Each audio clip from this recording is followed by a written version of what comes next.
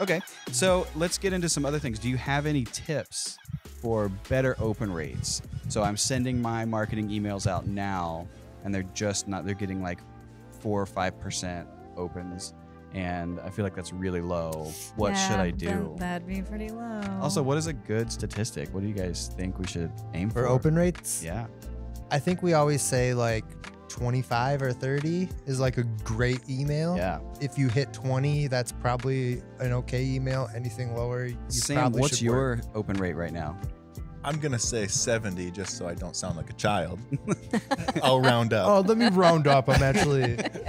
So you have a 69% open rate. Yes. Way to go, Sam. I like that because I'm your boss. This works for me, actually. Yeah, I that's like okay. this.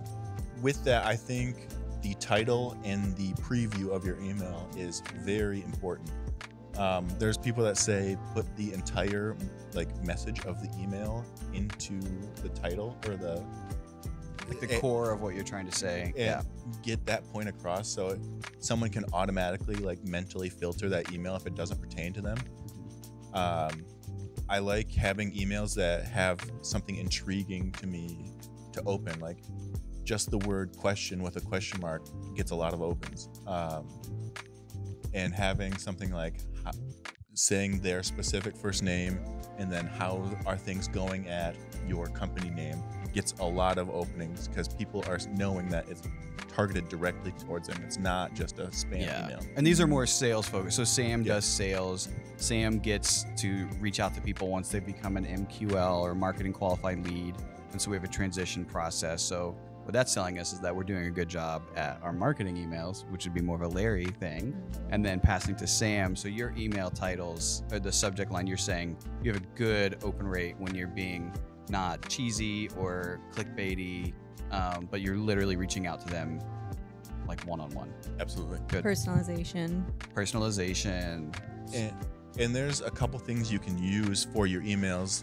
For example, there's mail-tester.com where you can send your emails beforehand, and it lets you know every spam filter that's going to catch it, and it lets you get a gauge of how spammy your email is going to come off to people. Hot tip.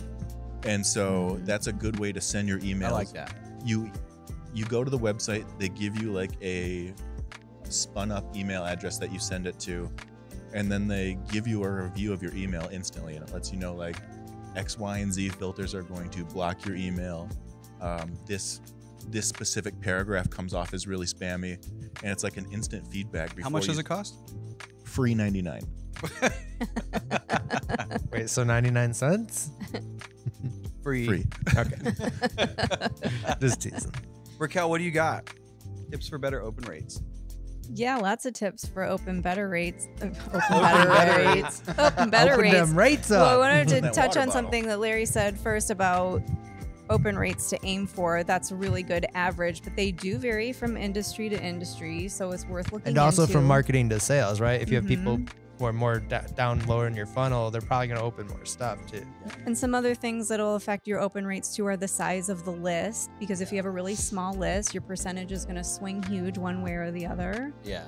Or- if you're emailing to 10 people and 5 people open it, you 50% open rate, killer. But if you're emailing to 20,000 people and you have a 5% open rate, that's still a lot of people. Yeah, A lot and of then people engaging. the other thing is the type of email that it is. For example, this is just going to build the case more for good lead generation, because if you get someone to download a piece of content from your website or template or something like that, some of the highest open rates that we see are through the initial welcome email series. They're the most interested, they're most engaged, and if you can get them into a really good welcome series, they're going to be more likely to continue opening your emails that you send after that. So a couple of tips for getting higher open rates would be to really harness the power of the welcome series, because they're already most likely going to open it because they wanted something from you, and now you're going to deliver it to them. So if you can deliver them a really good quality welcome series, that's already going to make it more likely that they're going to continue opening. So you have good goodies in your emails, good stuff. I love that. I want to build on that before you get to more tips, Yeah. because that brings up a really valid point. It's not necessarily about how to make your emails have a better open rate, but it's interaction. Like, so many people will send, let's say you have a downloadable offer on your website. 10-step checklist and someone downloads that, the highest open rate emails are going to be the ones where you deliver that product to them. So that's going to be your biggest rate of read-throughs out of anything that you have in your marketing emails. And so too many people, we see it all the time, just literally send a, hey, thanks for downloading, here's your checklist. And that's it. Thanks, marketing team. Like, when in reality, if that email alone could have a 60, 70, 80% open rate, you would think much higher, but it doesn't always happen. Ours are roughly around there, like 70. Like, why would you download the thing and not go open the email? Like, I'll get to it later. Yeah, true. Yeah. So anyway, like, that is a huge opportunity to produce information in there to get people to take the next step and to do something powerful. Like, introduce the next offer, introduce yourself a little bit more, talk about them so you're on their level. Like, almost treat it like you would the messaging of a homepage of like who you are, here are the pains you're experiencing, here's the things that we're going to help you solve, and by the way, here's the downloadable offer that you have. We're going to send you a couple more emails over the next couple weeks of more information you might find helpful. That's a pretty good series of an email. Yep, agreed. Yeah, I mean, there's so much about the health of the email list and the initial welcome series. See, we build on it. So when you're sending an email to a stale list and you just kind of blast an email out to them, the other thing that's happening is if you've ghosted them for a long time. So consistent emails, you're going to get better open rates if you're consistently emailing them. If you disappear for a while and then come out of the woodwork all of a sudden, those emails don't usually get very high open rates.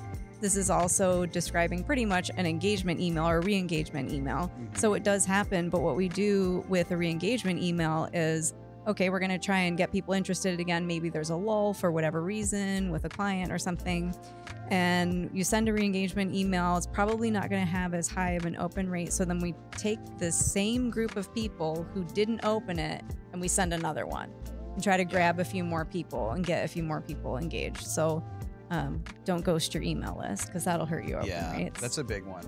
Yeah, people who will have some kind of, we're collecting leads, we're collecting people to be on our email list, but we won't actually engage with them because they're afraid of people unsubscribing. Right, which is a whole nother topic. Which is a whole other topic. But we should talk about it. We should talk about it. And I think I've talked about this on the podcast before, but adding value to your emails, not just like buy our stuff, is huge, because I've talked to clients that are like, I can't afford your service right now, but please don't take me off your email list because I love what you guys put out. And so adding value to your email, so people are going to know that hey, there's probably something helpful in this email from Sam at Web Canopy Studio. So I'm going to click on it and just read through it real quick, just in case there's something that's really going to help me in there. Yeah, that's true for sales and marketing. What we were saying, like if you have established in your welcome series, when someone's downloaded something, if you keep showing them that, then by the time you're talking to them or your sales team is talking to them, they already know that you've got a lot of good stuff, if they're going to work with you or not, because you never know what's going to happen in the future. And if they're an engaged reader, they can also be an advocate for you. They can be, someone who maybe forwards your emails and spreads the word. If you download something from our website or you get one of our HubSpot templates or something, we have a 90-day new prospect workflow that goes out, and you're going to get sent emails about once a week that are blogs that we produce that are solving problems that we know you have because you're engaging with a specific kind of content. You're going to get other templates that we produced, guides, checklists. And I don't think in one of those emails do we ask you to sign up for a consultation or to do anything like, oh, you have to talk to Sam now or John now to do a sales thing. They're all value based, so that people start to look forward to those, and they know when they get that information, like Web Canopy is an authority, they're a resource, they know what they're talking about, and they're not douchey salespeople. Except for Sam. Suck it, Sam.